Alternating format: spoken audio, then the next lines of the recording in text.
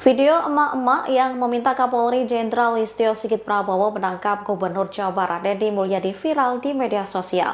Ternyata permintaan penangkapan itu bukan karena kesalahan yang dibuat Kang Deddy, melainkan kinerja Gubernur Jawa Barat yang dirasa baik sehingga diminta pindah memimpin provinsi tempat emak-emak itu tinggal. Emak-emak itu memarahi Deddy Mulyadi yang justru dinilai sudah bikin resah masyarakat seluruh Indonesia, yaitu khususnya di Aceh tempat si emak-emak itu diduga tinggal. Ia bahkan sampai meminta Kapolri menangkap Kang Deddy.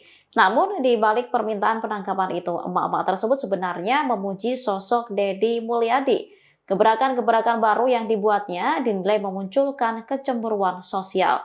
Menurutnya di Aceh juga membutuhkan kehadiran pemimpin seperti Kang Deddy. Download Tribun X sekarang, menghadirkan lokal menjadi Indonesia.